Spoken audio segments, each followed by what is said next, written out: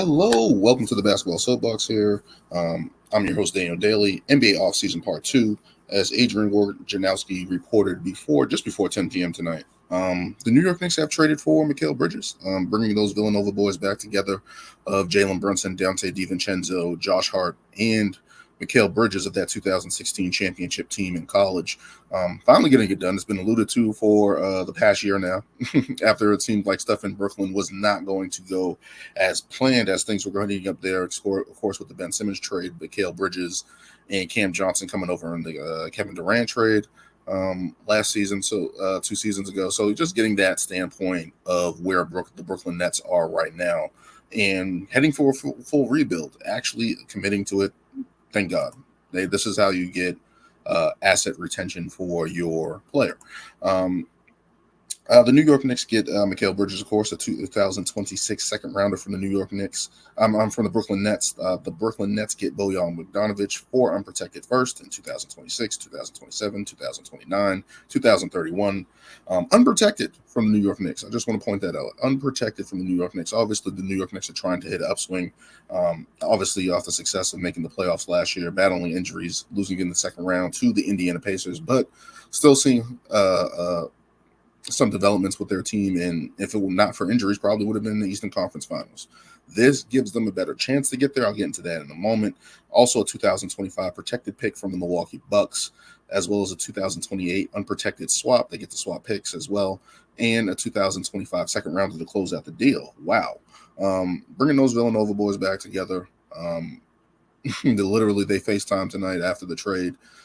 People are saying tampering and all that stuff. I'm not going to get into all that, but I feel like this is a good move for the New York Knicks, especially where it doesn't look like they're going to be swinging on free agents and stuff like that. They're really just trying to keep it in-house. Even though they got Mikal Bridges in this deal, they are still planning to sign OG Anunoby, still trying to work throughout that trade, but in that retention might lose Isaiah Hartenstein, who was big for them in the playoffs last season, is going to command a big number there on the open market. He found a home this season with the New York Knicks and playing really well with them, and you just figure he's a Tibbs guy and going to play well for them.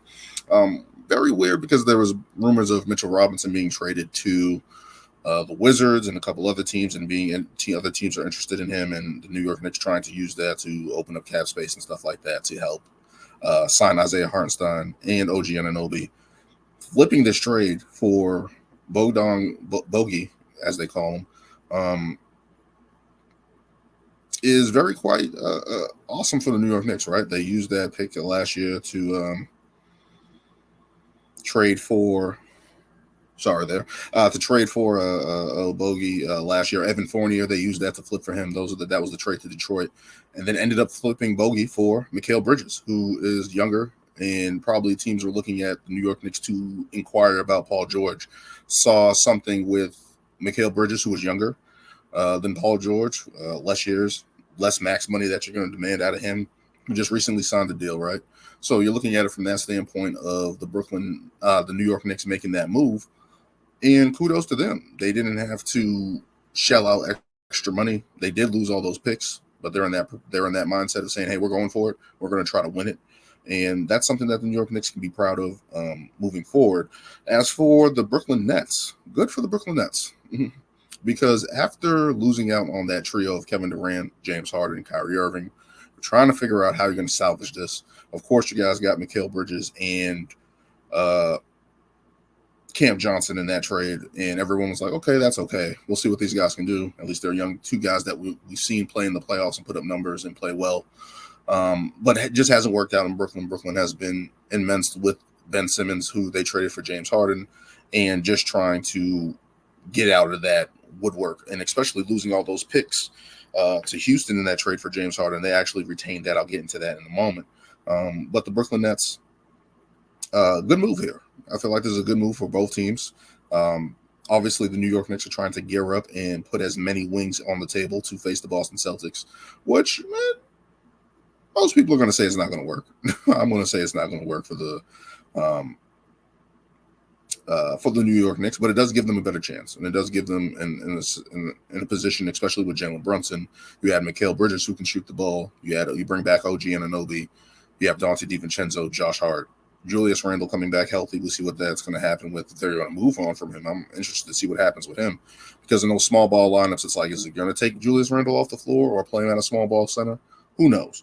Who knows what that does for defensively? But those ball hawks in New York are going to get out of it, get on it, especially on the defensive end.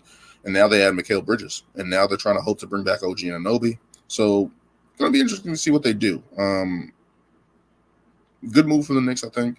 They're swinging for the fence right now, and especially, again, as I mentioned earlier, not swinging for Paul George or not having to go into these free agency battles where you're bidding against other teams. They must have saw the writing on the wall that, hey, we're not going to get Paul George, or we're not going to try to go after him. Getting a guy like Mikal Bridges who plays pretty well and who was averaging, 26 points in his first year with Brooklyn, just under 20 this year in Brooklyn. So, obviously, there was something going on there in Brooklyn. A lot of changeover, especially, I believe, Jacques Vaughn to Kevin Ollie, and trying to fit Ben Simmons into this, and it just wasn't going to work. And I'm pretty sure everyone in Brooklyn understood that Mikal Bridges was going to be traded. People were saying that he was going to be traded back to basically be on the trade market there towards last season, just because there was just nothing happening with that Brooklyn Nets team, and they were just in state of array with Cam Thomas, coaching changes, Ben Simmons, et cetera, et cetera.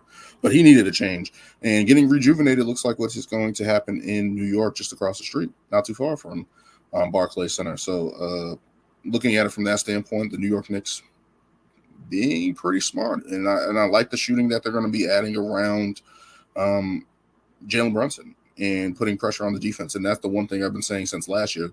The New York Knicks have to modernize their offense.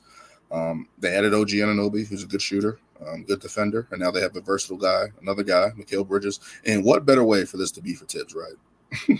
What better way for this to be the Tibbs? Mikal Bridges leading the league in minutes since 2020, now teaming up with Tibbs. You already had Josh Hart, who was out there playing 48 minutes, roughly. Is Mikal Bridges going to touch that number? Absolutely. Absolutely. You can bet that he's going to be touching that 48-minute mark, if by hell or high water, at least once, at least a couple times during the season, and especially when they make the playoffs. Yes, he will be doing that. So interesting trade for both teams here. New York Knicks getting a primetime player that can help their team moving forward. The New York Knicks, the Brooklyn Nets, Daniel. The Brooklyn Nets. The Brooklyn Nets heading into full rebuild, getting as many picks as they can. And I like the move for Brooklyn. Brooklyn has been in duress since that failure of that trio, as I said earlier, and now trying to figure out things. And maybe they lose Nick Claxton in this deal to free agency. And maybe this is the start of buying out Bogey, or seeing if they can flip him to a team for another pick. Going to be interesting. Actually, Bojan Bogdanovic, I believe, was drafted by the Brooklyn Nets. So life comes full circle. He's back in Brooklyn, at least for the time being. So we'll see what happens with this team. I like this move for both teams. The Villanova boys, as I said, getting back together. The New York Knicks getting a nice versatile piece, especially in this league where a lot of teams are playing small ball, and they can be ball hawks defensively. Josh Hart is basically a power forward. We've seen that all last season.